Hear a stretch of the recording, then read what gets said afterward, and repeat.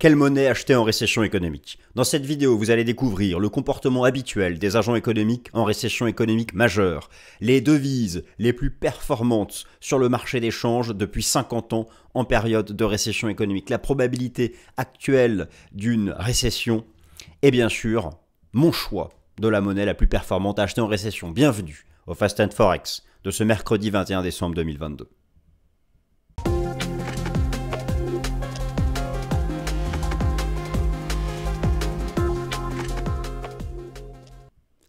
Alors chers amis, bienvenue, je suis ravi de vous retrouver comme chaque mercredi pour le Fast and Forex. Nous ne sommes pas encore en récession, enfin pour certains oui, pour d'autres nous le serons massivement en 2023. Dans cette vidéo, j'ai voulu traiter ce sujet sur le marché des changes, sur le Forex, pour votre trading Forex, pour notre trading Forex. Quelle est la devise la plus performante en récession? D'ailleurs, à votre avis, n'hésitez pas à dire dans les commentaires ce que instinctivement vous pensez. Qu'est-ce qu'il vous vient à l'esprit dans l'immédiat? La monnaie qui monte le plus parmi les devises majeures en période de récession. Et pour quelles raisons? Alors forcément, le dollar américain, tout le monde parle du dollar américain, la devise refuge en récession économique majeure. Est-ce une réalité? Eh bien, on peut blablater, on peut aussi calculer. J'ai repris toutes les récessions économiques majeures depuis le début des années 70. Alors pourquoi le début des années 70? Car avant, le système monétaire n'était pas le même. C'est depuis le début des années 70, depuis la fin de la convertibilité or du dollar US, que les monnaies fluctuent, et encore pas toutes. Et donc, depuis le début des années 70, il y a eu un certain nombre de récessions économiques. Eh bien, voilà, je suis allé calculer la performance de ces devises majeures pour voir quelle est factuellement celle qui propose la performance moyenne la plus élevée en récession économique. Oui, le dollar en fait partie, mais vous allez voir, il n'y a pas que le dollar. Que penser du franc suisse? Que penser du yen japonais? Ou encore le dollar de Singapour. Voilà, nous allons parler de tout ça. Alors, je me réduis. La vidéo, enfin l'émission est disponible au format podcast, suivant exactement le même titre. Vous en avez l'habitude. La première question à se poser, mes chers amis, la première question à se poser, puis je vous laisse lire le plan, il est sous vos yeux. La première question à se poser, elle est la suivante. C'est quoi le mécanisme de transmission? Effectivement, la base de la réflexion. Que se passe-t-il en récession économique? Comment se comportent les agents économiques? Comment se comportent les États, les entreprises, les particuliers? Une fois ces comportements identifiés, quel rapport avec le marché des changes? Quel est le mécanisme de transmission entre les comportements des agents économiques en récession économique et l'évolution du marché des changes? Il faut bien comprendre ça, car c'est la base de la compréhension. Et ensuite, les études statistiques, l'analyse technique permettront d'optimiser son choix de la monnaie à acheter en récession économique. Alors, ce qu'il faut bien comprendre, et on va attaquer tout de suite sur ce sujet, c'est que la base, le comportement des agents économiques en récession, la base de la base, c'est ce qu'on appelle le rapatriement de la position extérieure.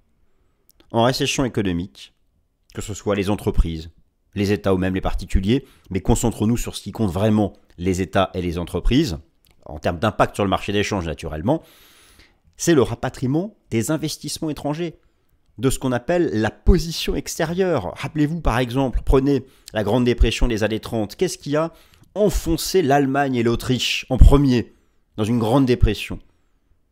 C'est le rapatriement des capitaux américains. Tout au long des années 20, les États-Unis avaient massivement investi en Allemagne pour sa reconstruction. Lorsque la Grande Dépression est arrivée aux États-Unis, le réflexe des banques américaines, des investisseurs d'entreprise, a été de rapatrier les capitaux, ce qui a plongé ensuite l'Allemagne en dépression économique, et tout le continent européen. Donc c'est la base, le rapatriement de la position extérieure, et c'est à partir de là en fait que va se construire l'impact sur le marché des changes. Alors qu'il s'agisse des États, des entreprises, des particuliers. Les entreprises vont réduire leurs investissements, peuvent geler les salaires. Les États, eux, se replient sur leur domaine domestique. Bon, les particuliers, priorité à la consommation courante, baisse de l'épargne, du taux d'épargne, etc. Qu'avez-vous sous les yeux? Vous avez sous les yeux, ici, le montant des ce qu'on appelle les IDE, les investissements directs étrangers, en 2022.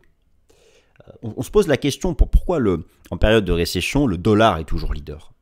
Car le dollar, c'est la devise de l'investissement international. Et d'ailleurs, lorsqu'on regarde maintenant, actuellement, le classement des pays selon le stock d'IDE, d'investissement direct à l'étranger, les États-Unis. Alors on retrouve tout en haut les pays occidentaux, le classement États-Unis, Luxembourg, Pays-Bas, Royaume-Uni, Suisse, Irlande, Allemagne, France, Espagne, Canada dans l'ordre.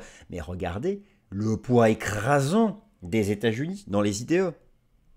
Donc, eu égard au fait qu'en période de récession, les États et les entreprises rapatrient leurs capitaux investis à l'extérieur, ils récupèrent ici, en plus les États-Unis étant leader du classement, et le dollar étant la devise de l'investissement international, c'est la partie qui arrive. Je vais bien sûr argumenter avec les chiffres de la Banque des règlements internationaux, qui est la banque centrale des banques centrales. Eh bien, les pays dans lesquels vous avez investi, vous revendez la devise locale, vous récupérez des dollars, afflux de capitaux sur le dollar. Donc, en fait, le dollar est un actif refuge, c'est pas parce que le billet vert est joli, qui va tenir chaud ou que sais-je encore.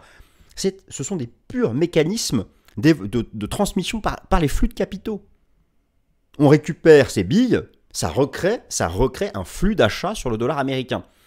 C'est pour ça qu'il faut bien comprendre la différence entre le dollar et peut-être d'autres devises dites refuges en période de récession. J'y viens plus tard dans la vidéo, le franc, le dollar de Singapour et le yen, mais via des mécanismes différents. Pour le dollar, c'est vraiment ce principe de rapatriement des capitaux.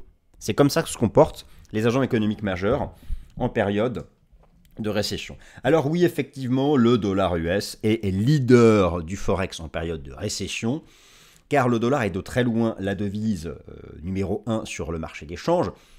Le dollar US représente 88% de part de marché sur le marché des changes flottants. Alors, dans cette vidéo, mon étude que j'ai construite depuis ce lundi, elle démarre en début 70. Vous pouvez me demander pourquoi. Pourquoi avoir exclu la crise des années 30, la Grande Dépression des années 30, les années 50-60 ? Bien parce qu'avant, le système monétaire n'était pas le même. Le marché des changes flottants n'existait pas. C'était des taux de change fixes. Le dollar était convertible en or. Les autres monnaies étaient convertibles en dollars. Les États procédaient par des dévaluations ou des révaluations en fonction de leur trend économique du moment. Et donc, par exemple, pendant la Grande Dépression des années 30, on ne peut pas calculer quelle a été la performance du dollar pendant la Grande Dépression des années 30, parce que l'État fédéral américain avait à l'époque simplement décidé de dévaluer le dollar, passant de 20 $ l'once d'or à 35 $. Donc c'était décidé par les États. La France avait dévalué, l'Angleterre avait dévalué, donc on ne pouvait pas savoir quelle était... C'était l'or finalement, c'était l'or la devise refuge, avant ce système. Maintenant, depuis que nous sommes dans le système du marché des changes flottants depuis le début des années 70, ça a changé. Et donc on peut se poser la question de savoir quelle monnaie acheter en période de récession. Alors, ce que vous avez sous les yeux, je vais vous le montrer ici en temps réel. Ce que vous avez sous les yeux, je suis sur le site de la Banque des règlements internationaux, l'acronyme BIS en anglais. Vous avez sous les yeux la part des devises, la part de marché de toutes les devises du Forex. Vous avez ici les années. Alors 2013, on va aller voir donc en 2022. Là maintenant, je suis en 2022. La part du dollar pour toutes les opérations sur le marché des changes est de 88%. 88% en 2022. La deuxième, c'est l'euro, 31%, puis le yen, 17%, puis la livre sterling, 13%, le yuan renminbi n'est qu'à 7%, et le CHF arrive ici en 7e position à 5%. C'est bien ça qu'il faut comprendre. Quand bien même le yuan renminbi monte, l'euro, lui, n'a jamais dépassé plus de 30% de part de marché sur le Forex. Le dollar reste impliqué dans 88% des transactions sur le marché des changes. Bon, on comprend bien qu'en période de récession, c'est lui qui attire les capitaux.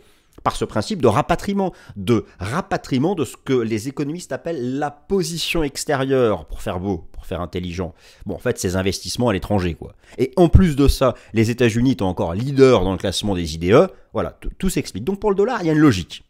Il y a une logique. Est-ce qu'il y a une logique pour les autres monnaies? En tout cas, en cas de récession en 2023, mais une vraie récession, pas un soft landing, le dollar sera soutenu. On ne sait pas encore si on aura une grande récession en 2023. Donc ça, c'est une première chose. Le dollar a une part écrasante sur ce marché d'échange. Maintenant, on va passer à la partie plus calcul. Je suis allé donc vous calculer la performance du dollar US dans différentes périodes de récession. Et j'enlève la petite caméra pour que vous puissiez voir les résultats. Donc voilà, quel était mon mécanisme de... Comment j'ai fonctionné? J'ai fait ça pour le dollar américain, le franc suisse et le yen. J'ai donc isolé les périodes de récession depuis le début des années 70 et j'ai calculé la performance du dollar en utilisant le DXY, l'indice dollar, face à un panier de devises. Et pour le yen et le CHF, j'ai pris leur performance vis-à-vis du dollar, hein, qu'on comprenne bien. Donc DXY, USD yen, USD CHF. Oui, ce sont les 3 monnaies les plus performantes en récession économique réelle. Voici les datas. Je vous les expose donc. Première fiche, les résultats de mes calculs sur le dollar américain, les datas historiques depuis donc le début des années 70. Alors, 1930-1933, je l'ai mis pour vous rappeler le fait que ce n'était pas le marché des changes flottants. Il y avait un taux de change fixe entre le dollar et l'or. Et par exemple, au moment de la Grande Dépression, qu'est-ce qui s'est passé? Eh bien, les États-Unis avaient dévalué l'USD de 20 $ l'once à 35 $. Maintenant, si on part depuis le début des années 70, où je me suis intéressé à la récession de 1969-1970, la récession du choc pétrolier de 1973 à 1975, la récession du début des années 80, la récession de la guerre du Golfe, la récession de la bulle spéculative dite dot-com, la grande récession de la crise financière de 2007-2009 et la récession provoquée, bien sûr, au premier semestre 2020 du Covid-19. La performance moyenne du dollar américain sur la période est de 3,4%. La performance moyenne, donc, de 3,4%. Maintenant, regardons le franc et le yen japonais et les mécanismes qui agissent. Il est donc admis par la communauté des analystes qu'il y a 3 autres monnaies qui sont performantes en période de récession économique réelle. Le franc suisse, CHF, le yen japonais, JPY, et le dollar de Singapour, SGD. Pourquoi? Ce n'est pas du tout le même mécanisme de rapatriement des capitaux. Ce sont des économies jugées stables socialement, jugées stables économiquement. Ce sont, oui, effectivement, des économies qui ont une solide position extérieure. Ça, c'est quelque chose d'important. Et il n'a rien à voir avec le montant de la dette publique. Car prenez le Japon, c'est une économie archi-endettée. La dette publique pèse 200% du PIB. Mais la dette publique japonaise est détenue par les résidents en grande partie. Donc, n'est pas tributaire de choix de pays tiers. C'est donc considéré comme stable. Voilà. Et donc, c'est pour ces raisons couplées, que le franc, le yen et le dollar de Singapour attirent les capitaux en période de récession économique réelle. Alors maintenant, on regarde les chiffres, les calculs. Je commence ici par le franc. Franc suisse, CHF et récession. J'ai donc travaillé exactement les mêmes récessions évoquées tout à l'heure. J'enlève la petite caméra que vous puissiez voir le résultat. La performance moyenne du franc en période de récession réelle est de 4,2%. 4,2% pour le franc. Donc à peu près équivalent à celle du dollar. Maintenant, regardons pour le yen. Yen japonais et récession. En ayant travaillé exactement les mêmes périodes de récession, la performance moyenne du yen en récession est de 4,38%. Vous avez donc là les 3 devises les plus performantes. Le dollar de Singapour, je n'ai pas calculé la performance moyenne, mais c'est une devise qui marginalement est aussi recherchée en période de récession. Et sur la plateforme, c'est USD SGD. Si vous voulez aller vous pouvez faire ce que j'ai fait pour le SGD, je ne l'ai pas fait, vous allez voir, vous trouverez des résultats assez similaires. Ce qu'il faut en récession, c'est d'éviter les devises émergentes. Vous avez compris le mécanisme? Éviter les paires mineures émergentes. Les paires mineures du forex émergentes. Pourquoi? Car ce sont des pays qui attirent beaucoup de flux de capitaux étrangers, dont la croissance économique, dont le PIB dépend en grande partie de ces capitaux étrangers. Et puisqu'il y a un rapatriement de ces capitaux étrangers, qu'est-ce qui se passe? La devise locale est vendue. Les sorties de capitaux mettent au tapis les devises émergentes. En plus de ça, le problème des devises émergentes, c'est que elles ont déjà par défaut sur le forex un spread de négociation qui est très élevé. Le rapatriement des IDE, les sorties de capitaux crée une baisse de liquidité, un élargissement des spreads de négociation. Bref, en récession, évitez les devises émergentes. Alors, j'ai ici, par exemple, affiché la façon dont on négocie certaines devises émergentes chez Swissquote, vous avez déjà ici les spreads de négociation en temps normal. Hein. Alors sur l'euro-dollar, on est sur un pip. Là, vous avez donc déjà, si on prend par exemple le TRI, le MXN ou le rand sud-africain, ce sont déjà d'importants spreads de négociation. Alors en plus, en période de sortie de capitaux de récession, vous imaginez un peu les dégâts. Donc il faut éviter les devises mineures, les devises émergentes en période de récession. Alors maintenant, cette récession, est-ce qu'elle va avoir lieu? Je vous renvoie vers... Alors ce sont des sujets que j'ai traités dans le Top Gun et que je vais traiter à la rentrée beaucoup plus en profondeur. Je vous renvoie en particulier vers mon dernier Top Gun. Alors c'est celui que j'ai réalisé ce lundi et qui s'appelle « Les banques centrales ne veulent pas de rallye de Noël » où j'ai travaillé... J'ai repris certains indicateurs de récession pour savoir où nous en sommes. La probabilité d'une récession, pour le moment, si l'on suit cet indice qui est très respecté par le marché, qui est un indicateur de probabilité de récession de la Réserve fédérale de Saint-Louis, qui est une des banques centrales régionales qui composent la Fed, elle est encore très faible. Mais le problème de ce modèle, c'est qu'il tient trop compte des données réelles de type production industrielle, chômage. Lorsqu'on regarde de nombreux indicateurs avancés, la probabilité d'une récession semble plus élevée. Je regardais par exemple cette semaine, vous avez la confirmation d'une chute des permis de construire aux États-Unis dans le domaine de l'immobilier résidentiel. Il y a aussi une chute de la demande pour l'immobilier. Et il y a un tout début, toujours selon la Réserve fédérale de Saint-Louis, un tout début du retournement du prix de l'immobilier. Alors, c'est vraiment l'enjeu de la rentrée, c'est l'enjeu de l'année 2023, récession ou pas récession, et entre les deux, ce qu'on appelle le soft landing.